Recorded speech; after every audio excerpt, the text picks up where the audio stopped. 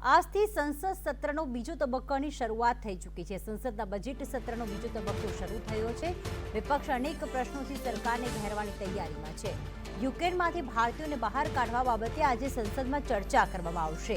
તો નિર્મલા સીતારમણ જમ્મુ કાશ્મીરનું બજેટ રજૂ કરશે। કોવિડના લીધે સંસદ સત્ર બે તબક્કામાં મળવાનું હતું। अजय यादव दिल्ली थी हमारे साथ जुड़ाई गया है।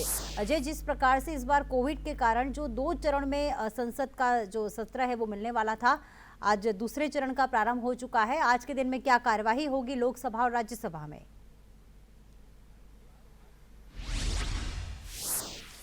देखिए, निश्चित तौर पे बजट सत्र के दूसरे कार्यकाल की शुरुआत हो चुकी है।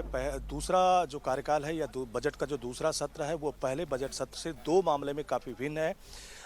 पहला तो यही कि जब पहले बजट सत्र की शुरुआत हुई थी तब कोरोना संक्रमण का दौर था और राज्यसभा और लोकसभा की कार्रवाई 2 चरणों में की जाती थी और कोरोना का पूरा प्रोटोकॉल पालन किया जाता था।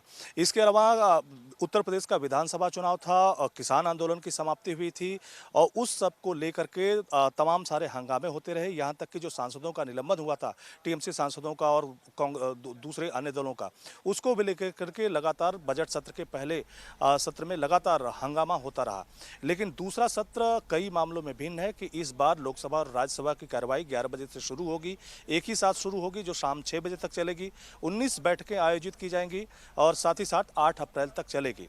लेकिन इस दौरान विपक्षी पार्टियों की कोशिश होगी कि न सिर्फ महंगाई, बेरोजगारी जैसे इशू पे सरकार को घेरा जाए, बल्कि सरकार की भी कोशिश होगी कि कम से कम 16 ऐसे विधायक हैं जिनको 19 बैठकों में पास कराना है।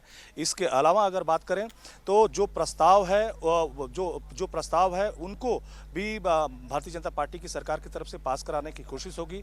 इसके अलावा जम्मू कश्मीर के बजट आज ही पेश किया जाएगा, वित्त मंत्री निर्मला सीतारमण के द्वारा पेश किया जाएगा, दोपहर बाद पेश किया जाएगा और उस पर बहस भी होगी।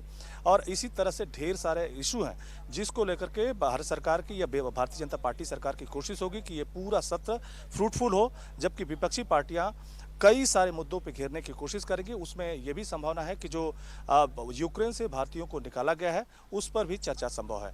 जी धन्यवाद तमाम जानकारियों के लिए अजय।